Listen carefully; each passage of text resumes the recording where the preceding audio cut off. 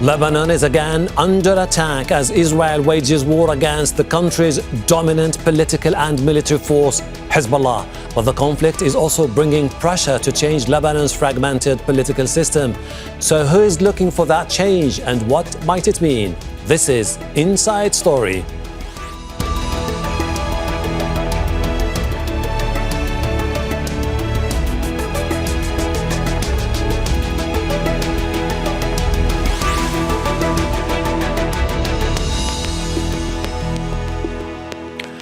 Hello, welcome to the program. I'm Hashem Ahelbarra. Lebanon is again under attack from Israel, something the country has endured repeatedly at the hands of its neighbor for decades. Although its primary target is Hezbollah, Israel's attacks have been indiscriminate, killing civilians and medical workers just as it has done in Gaza.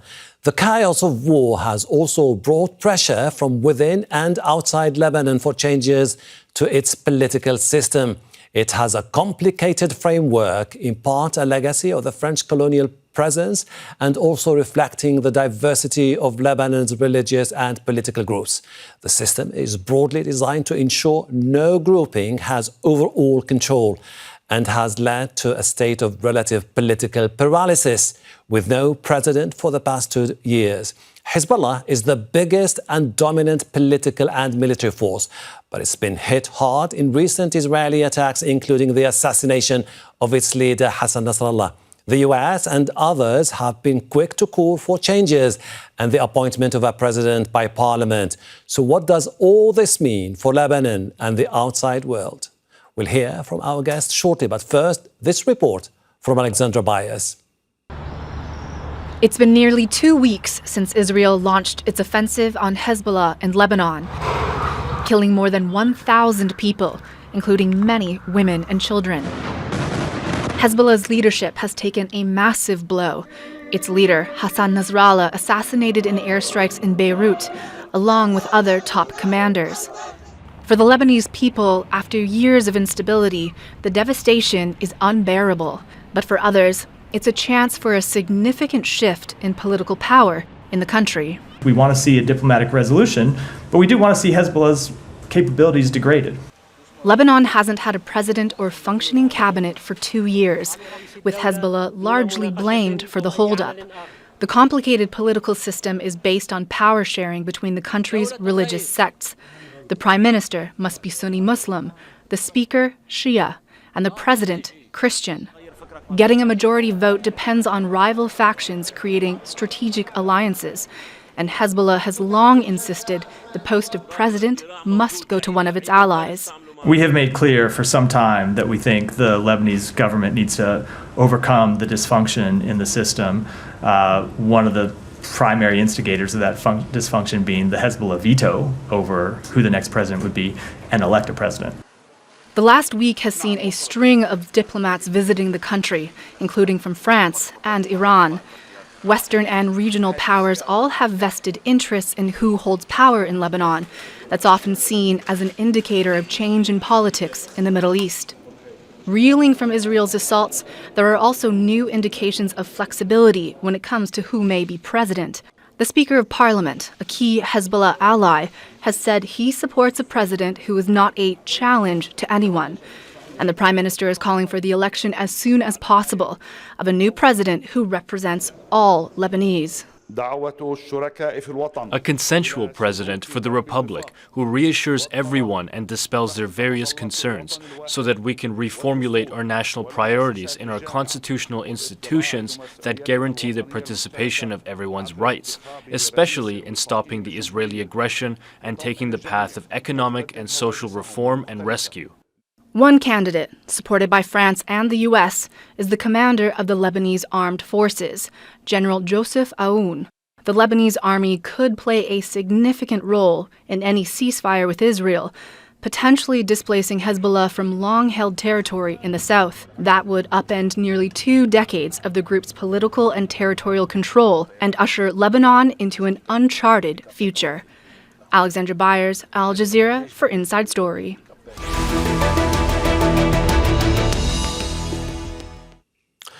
Let's bring in our guests in Beirut, Hala Jaber, journalist and author of books on Iraq and Lebanon, including Hezbollah, Born with a Vengeance. In Paris, Nadim Houry, executive director at Arab Reform Initiative and former director of Human Rights Watch. And in Beirut, David Wood, senior analyst with International Crisis Group. Welcome to the program. Hala, is there a consensus across the board in Lebanon that it's about time to break the deadlock over the election of a Lebanese president? I think at the moment, Lebanon, or at least a large section of Lebanon, is quite occupied with the Israeli offensive, the illegal offensive that it's conducting in Lebanon.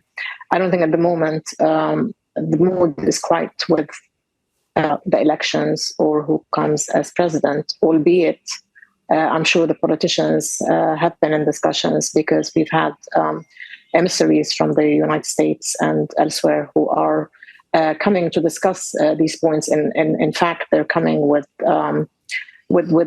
dictums, if you want, to say to Lebanon that this is the time for a president to be elected, and also to try and impose a particular name that might suit both the US and the Israeli entity, in effect, to pose a president on Lebanon. Nadim, what do you think is the problem here? Is it the fact that people are saying we should not be moving towards having a president when the country faces more uncertainty amid the war that is happening? Or is it the fact that the key political players are afraid to move forward towards that decision that could change the political landscape in Lebanon? Look, I think the first thing to realize is it's not the election of the president that will change things in Lebanon. Usually, the election of presidents in Lebanon is a reflection of the political moment. I think clearly, yes, Lebanon needs functioning governance at this stage. We need a president. We actually need a functioning government.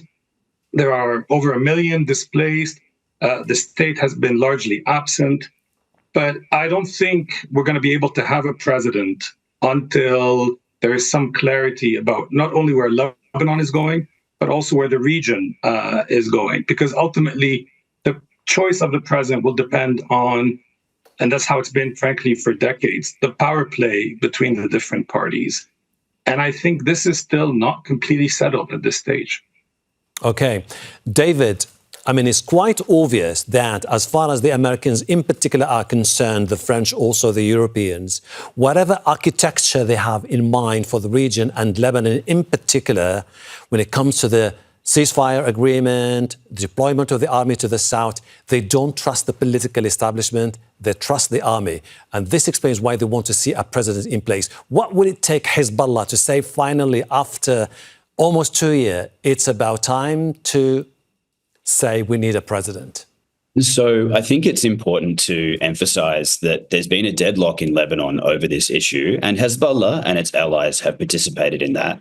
But equally, on the other side of the parliament, there's been a reluctance to compromise as well. So while the need for a compromise over a presidential candidate is clear, it's also worth remembering that it's not obvious, to me at least, exactly how external actors such as the United States would be able to in effect, compel Hezbollah to compromise and stand down and potentially allow the election of a president that's not favorable to Hezbollah.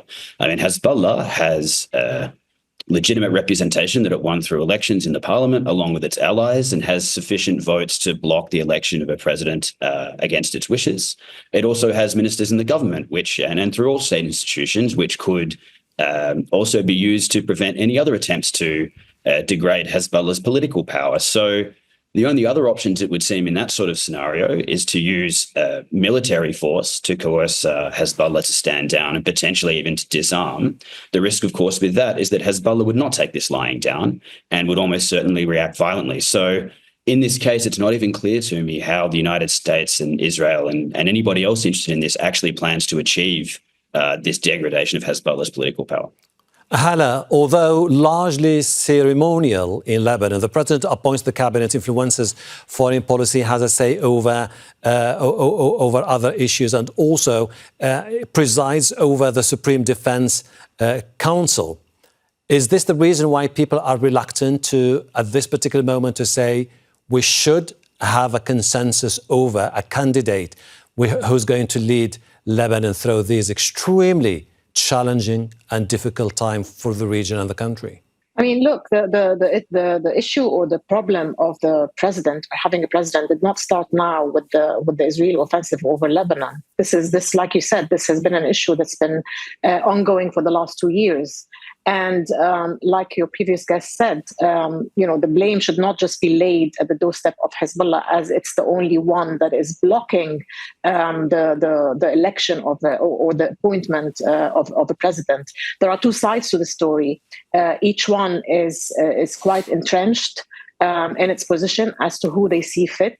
As far as Hezbollah is concerned, obviously Hezbollah is not interested in having a president in Lebanon that is going to be a representative or a voice for the Israelis and the Americans. The Americans are trying now to wield in this, but the problem is the Americans are no longer seen as a neutral player or party where Hezbollah or Lebanon, and when I say Hezbollah, I don't just mean Hezbollah and its allies, and you're talking a large section of the population. They don't see the US as a neutral political party that can actually, that is looking out for the Lebanese interest rather than the Israeli interest in Lebanon. It's not that Hezbollah does not want a president. The problem is who becomes a president. You have one section that doesn't mind having a president that is more aligned, and that's what the Americans want, someone who's more aligned to American politics and therefore also definitely to Israeli politics.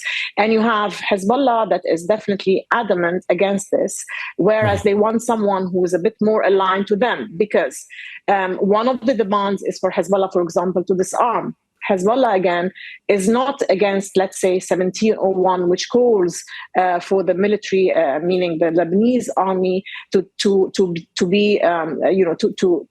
take over South Lebanon. What Hezbollah is against is 1701 stipulates that the military goes to South Lebanon and protects the border or stands at the border, but it also stipulates that the Israelis totally withdraw from all whatever territories are still occupied. Furthermore, we have Israelis basically breaching Lebanese sovereignty every single day by whether it's drones or warplanes. Now, Amos Hochstein was in Lebanon recently, and part of his discussion with the Speaker of Parliament, Nadim Berri, and with the leader of the Druze community, Walid Jumblat, one of the things they said is, okay, so if we have the Lebanese army on the border, if everybody follows with the 1701, and there are elections where someone is a candidate is agreeable by everyone, what about the drones and the warplanes that are continuously breaching Lebanese skies? No, just a second. Amos Hochstein was to say that this will continue no matter what, because this is part and parcel of Israel's national security. So we already have a problem. So this is not going to be accepted. Okay, Nadim, Hezbollah has been using its leverage in the past to block the election of any candidate perceived to be not sympathetic with the group, its political agenda, and the key regional backers of Hezbollah, to the point where they said, if it's not Sleiman Faranjia, therefore there will be no president. But Hezbollah today is not Hezbollah of the last few months. Many things have changed. Its political leadership has been decimated. Its top military commanders killed over the last few weeks.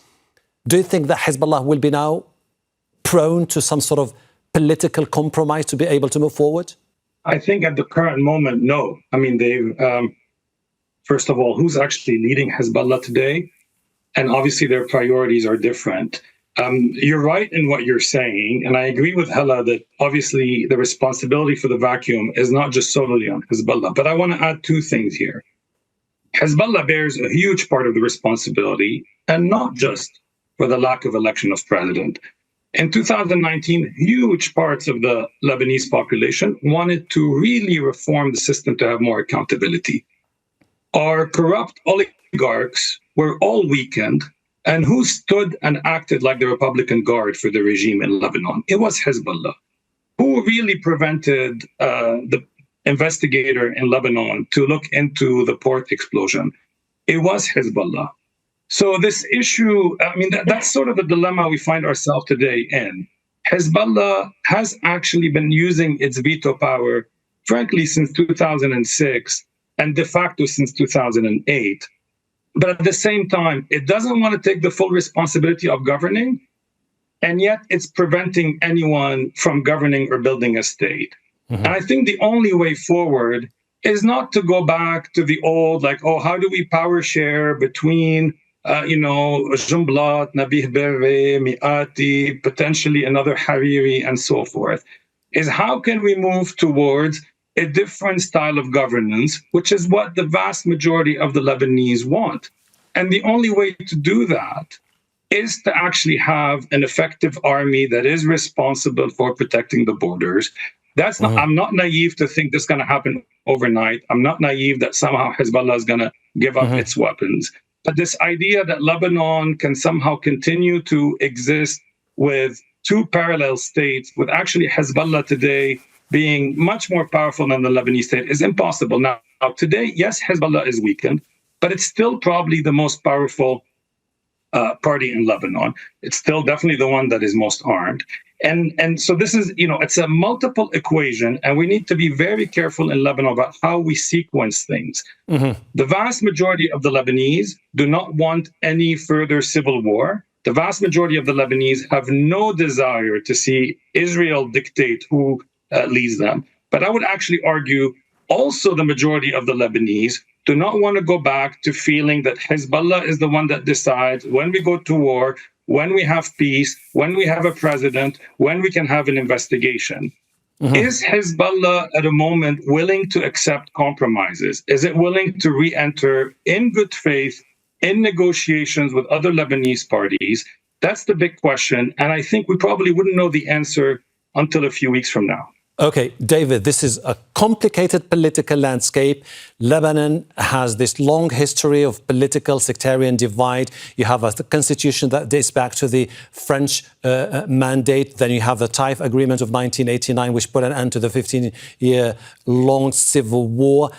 There's been a divide along the March 8th movement and March 14th alliance. The lines were blurred back in 2016 and then back in 2018 and 2022. Are we likely to see the same key players back, like Saad al-Hariri's, Jaja, Walid Jumblat, Hezbollah, Aoun, together for Lebanon to move forward and for Lebanon to agree on how to navigate this way? So I completely agree with what Nadim said, which is that the system, the political and economic order in Lebanon that led the country to this point where even before the war, it was enduring an unprecedented and untreated economic crisis for 4 years. Now it's 5 years in, another year lost of working on that. Clearly, the system has to change. But I think also, as Nadim adverted to in his response, we need to also realize this is an incredibly sensitive time. Now, the same actors are still in place, and it's understandable that people are skeptical that these same sectarian leaders would be willing to reform a system which, while it's failed, the majority of Lebanese has served their own selfish interests very well. At the same time, I actually do think that the kind of massive event which could potentially push these political and financial elites in Lebanon as well to reach a compromise on a president, to form a new government, and then to start actually tackling the economic crisis could be the end of this war. So there are several political actors who are opposed to Hezbollah who have avoided making incendiary public statements up until now, but privately are probably having thoughts about wanting to see where the chips will lie at the end of the conflict and then to go into negotiations to discuss a new power balance in Lebanon. But I think that these sorts of discussions are not to be held now. when Hezbollah's leadership has been decimated, at a time when its supporters are traumatized, and when there's also other tensions running through the country related to the ongoing war, obviously, this crisis of the displaced and so on. So while these are very important questions, now is absolutely not the time to be raising them. Hala, we keep talking about the need to put together those differences internally and agree on how to move forward. But this is a country where regional influence has been more pronounced over the last decades. Do you think that this will bring back the notion of having the key, perhaps regional players, Saudis, the Iranians, to agree if you want to have things fixed in Lebanon? I think Lebanon, sadly, Lebanon is a country where, its entirety, the whole concept of it and the way it was formed and the constitution is always going to be reliant on regional powers. That's the way it's been. Now, whether Lebanon can sort of move forth from that is another story. That you needed a whole uphaul of the whole system, which I don't see is going to happen at the moment.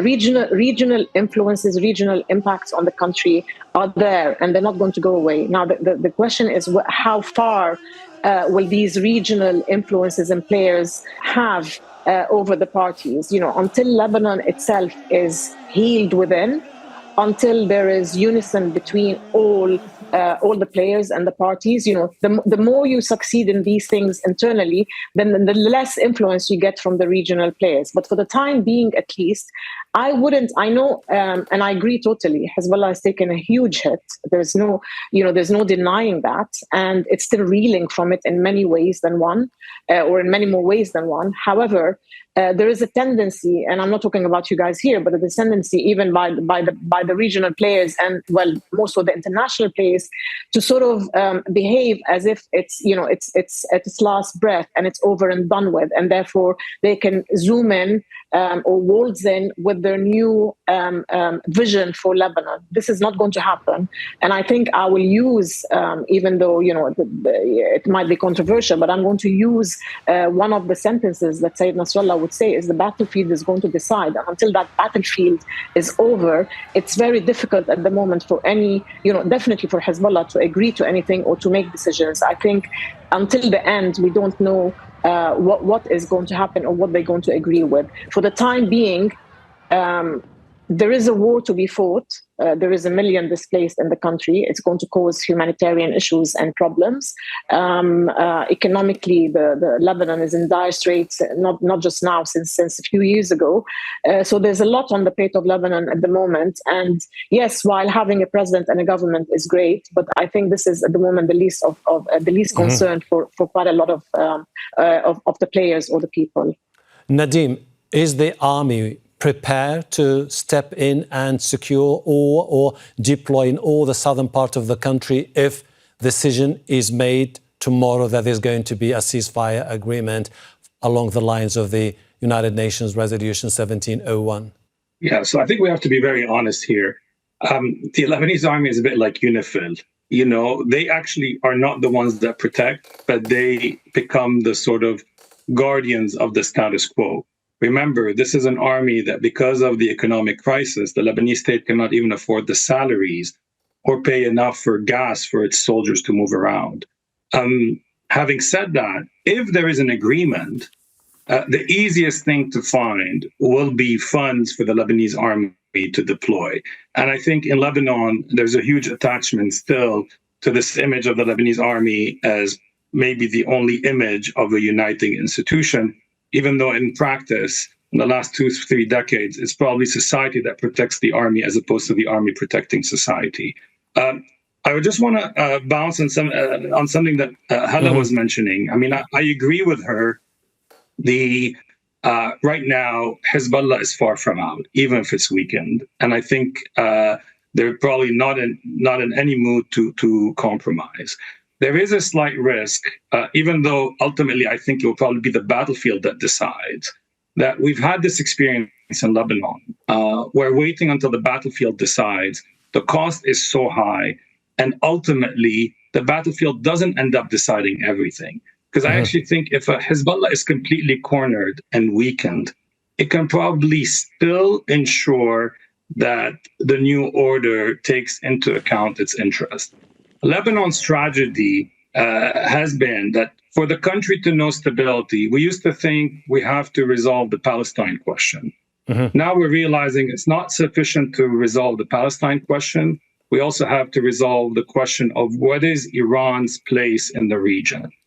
And it seems for the last 2 decades, before we resolve these two equations, or at least we find a temporary solution to them, Lebanon remains, unfortunately, unable to know any form of peace and stability.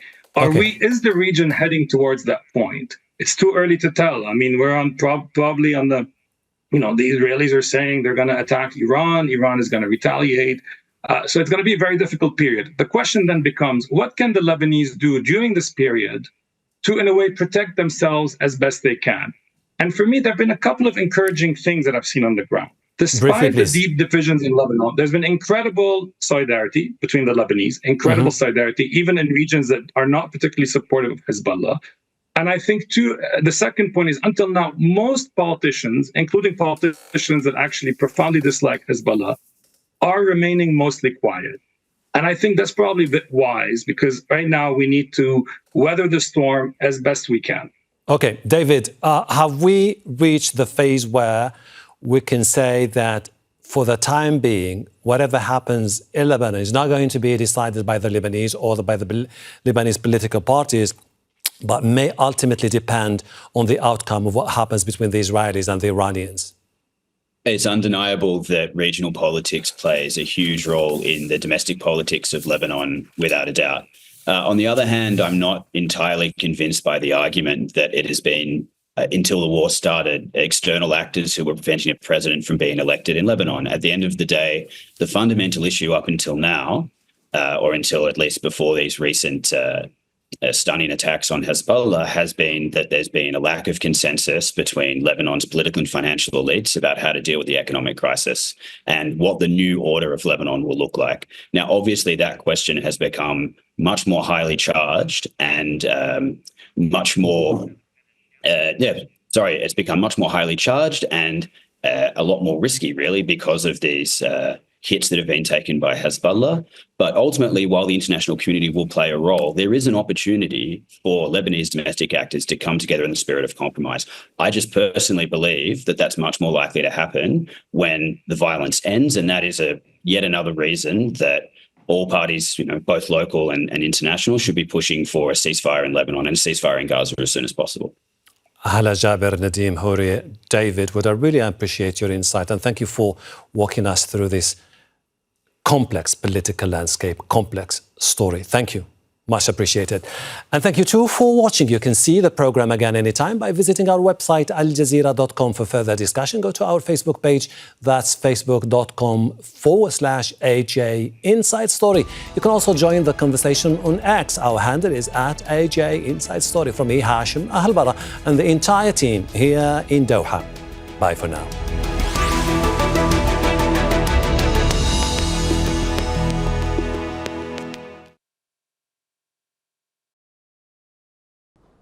Make sure to subscribe to our channel to get the latest news from Al Jazeera.